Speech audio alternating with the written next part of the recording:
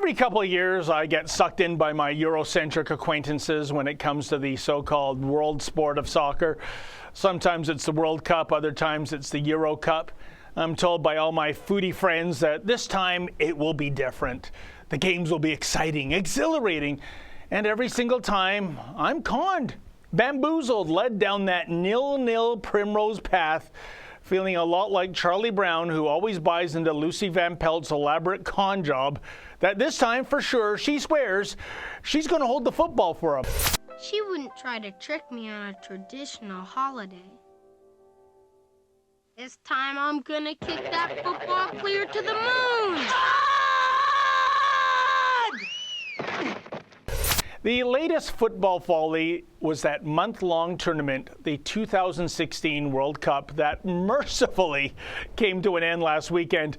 Like Charlie Brown getting enticed to kick that pigskin, yet again I tried watching, only to discover that soccer, even at the world-class level, excels only as a superb substitute for Sominex.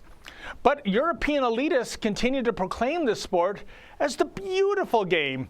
You know, it brings to mind Piers Morgan's exit speech upon flaming out on US TV a few years ago. In addition to lecturing Americans about how stupid they were and embracing gun culture, way to win the room over, Piers, he also added this nugget, quote, "You gotta learn proper football, the real one with the round ball, and no girly padding or helmets," end quote. Yeah, American NFL football with all its girly man equipment, that could never stand up to something as uber macho as soccer, could it? But what is it with these Europeans and their adoration of soccer? Why not something more manly, like, well, Canada's national winter sport? In fact, comparing hockey to soccer is akin to comparing football to baseball. Remember how the late, great George Carlin took inventory of those two pursuits? In football, you wear a helmet. In baseball, you wear a cap. Football is concerned with downs. What down is it? Baseball is concerned with ups. Who's up? Are you up? I'm not up. He's up. In football, the specialist comes in to kick. In baseball, the specialist comes in to relieve someone. In football, you receive a penalty. In baseball, you make an error. Whoops. Oh, brilliant. So with apologies to the immortal Mr. Carlin, here is the Menzoid's take on the subtle differences that separate hockey from soccer and why it is that hockey truly is the best game you can name. In soccer, they play the game on grass, where flowers grow and toddlers run barefoot and lovers have picnics. In hockey, they play the game on ice. Ice is hard, ice is cold, nothing grows on ice. Ice is death. In soccer, they pursue a ball made out of a synthetic leather with a latex bladder. It is hollow and filled with air, and if you want to, you can even bounce it off your head. In hockey, they use a puck. A puck is made out of vulcanized rubber forged in a kiln. It is solid and rock hard, and if it comes anywhere near your head, it will easily break your orbital bone and or remove your teeth. In soccer, if two players get into a dispute, they will utter nasty names typically about the other guy's mother or sister. Nah, nah, nah, nah, nah. In hockey, if two players get into a dispute, one will say, "Let's go."